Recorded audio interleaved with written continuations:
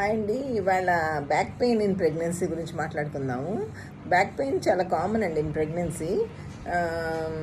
First ట్రైమిస్టర్లో అంటే first three మంత్స్లో కూడా ఉంటుంది. బట్ వీలైనంత వరకు మెడిసిన్స్ వేసుకోకూడదు. ప్రెగ్నెన్సీలో బ్యాక్ పెయిన్ ఎందుకు వస్తుందంటే రిలాక్స్ అనే హార్మోన్ రిలీజ్ అవ్వటం వల్ల కొంచెం లెగ్మెంట్స్ అన్ని రిలాక్స్గా పెట్టుద్ది. అందుకని రిలాక్స్ అవ్వటం వల్ల తొందరగా బ్యాక్ పెయిన్ వస్తుంది. తర్వాత సెకండ్ ట్రైమిస్టర్లో వెయిట్ పుట్టాన్ అవుతూ ఉంటారు కదా, వెయిట్ వేరింగ్ మూలాన్ని కూడా బ్యాక్ పెయిన్ వస్తుంది. నెక్స్ట్ ఇంకా తర్వాత ఇంకా రాను ప్రెగ్నెన్సీ పెరిగే కొందికి కూడా ఇట్లా పొట్ట ఇలా పెరుగుతూ ఉండటం వల్ల స్పైన్ ఇలా కర్వేచర్ ఇలా మారుతుంది అనమాట. లార్డోసిస్ అంటారు. ఈ లార్డోసిస్ మూలాన కూడా మనకి బ్యాక్ పెయిన్ వస్తుంది. సో ఈ 3 రీజన్స్ మూలాన బ్యాక్ పెయిన్ వస్తుంది.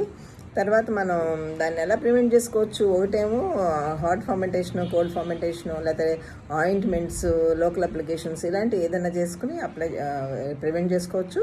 రెండవది బెడ్ ఒకటి ఫర్మ్గా ఉండేటట్టు చూసుకోవాలి. తర్వాత మన పోస్చర్ కూడా వీలైనంత వరకు జాగ్రత్తగా చూసుకొని ముందుకు బెండ్ అవ్వకుండా పడుకునేటప్పుడు కూడా మంచి పోస్చర్లో పడుకోవటం ఇవన్నీ అవాయిడ్ చేసుకోవచ్చు. రెండోది యోగా కూడా చేసుకోవచ్చు. ఇదే ప్రెగ్నెన్సీ ఇదే బ్యాక్ పెయిన్ మళ్ళీ డెలివరీ అయినాక కూడా కంటిన్యూ అవుతుంది. అప్పుడు 6 to 12 months వరకు ఉంటుంది యూజువల్గా.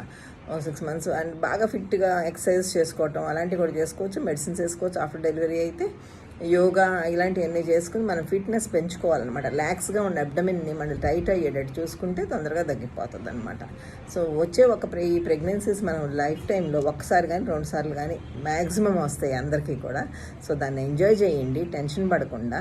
Happy pregnancy. Thank you.